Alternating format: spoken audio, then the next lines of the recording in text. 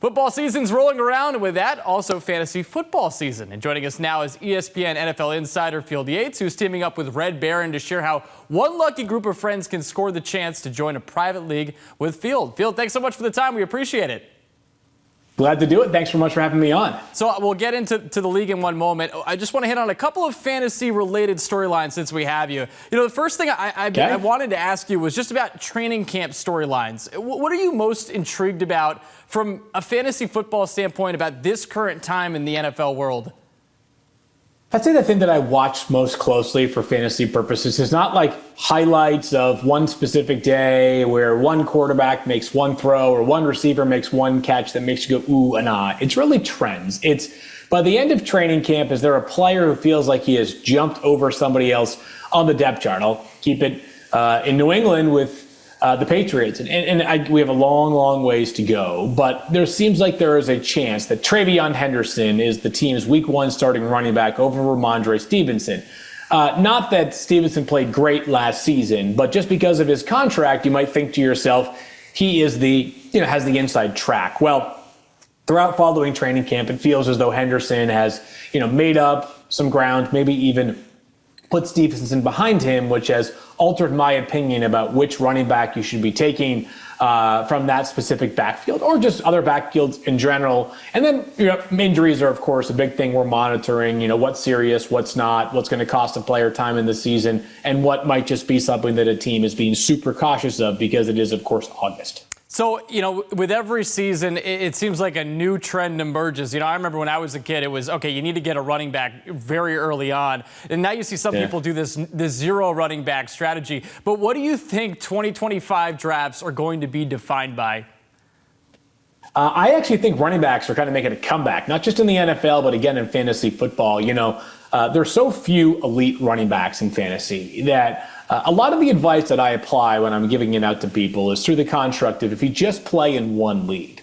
I play in a lot of leagues, so my strategy is kind of all over the map depending on which league I'm in because it's like diversifying a portfolio. But if you're playing in just one, I think the reality is it's very hard to find great running back depth. And once the season begins, we usually have more wide receivers appear out of nowhere as opposed to running backs that appear out of nowhere. So running backs early is always a sound strategy. I think this year there are 2.5 tight ends, meaning Brock Bowers, Trey McBride, and also George Kittle, who really move the needle, and then this big uncertain depth beyond there. So tight end's a good spot to pay up at this year, as is running back, which I believe is the case more often than not in fantasy football. All right, we can do a little bit of rapid fire since we only have a couple of minutes. All right, if you have the top overall pick, who are you taking? Saquon, Bijan, new pronunciation, and Jamar Chase. Or Jamar Chase.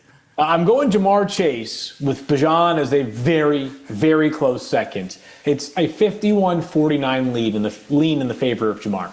Okay. Tight end number one, Brock Bowers or Trey McBride? Yeah, geez. Did I say 51-49? Let me say 51-49 again. Brock Bowers, but in my overall rankings, which speaks to how close it is when you see my top 100 that's available, if not already, very soon on ESPN.com. They're back-to-back. So while Bowers gets the overall edge, it is by the narrowest of margins. All right, final one for you before we get to the league that people can try to join. In terms of overvalued and undervalued players, who is your top overvalued player right now and top undervalued player right now? We talked about, we actually did that on a show of ours recently. So an overvalued player for me is Garrett Wilson for the Jets. Really, really talented guy who's going to get a ton of volume in this offense. They're not going to throw the football that much. So even a ton of volume in terms of target share might not be as robust as some of the guys that are going at the top of the heap. And then I'm just concerned about the passing offense proficiency here all around. It does not totally nuke his floor. It's the ceiling that I'm concerned about with Garrett Wilson. Undervalued, Travion Henderson. Let's bring it right back because, again, maybe by the time that the heat of drafts is on, people will all be sort of on that same page. But I think Henderson is the Patriots running back you want. and it wouldn't surprise me if he's a top 20-ish option early on in the year. That was music to people's ears in this area, right? You going with the Patriot for undervalued, Jet for the overvalued one. All right, before we let you go, you're doing this thing with Red Baron, how one lucky group of friends can score the chance to join a private league with you. How can people get involved with this?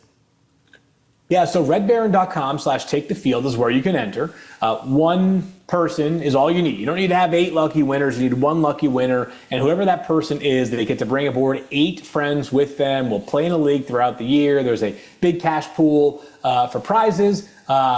And there's hopefully some motivation to try to beat me this year in fantasy football. I'm highly motivated to make sure that doesn't happen. But it's going to be a blast of a league. And when in doubt, fantasy football and Red Baron Pizza is a pretty darn good combo, if you ask me. All right, well, really appreciate the time. Thanks for joining us, and you make Massachusetts proud as well as a Mass native. Great watching you on the ESPN coverage, and thanks so much for the time.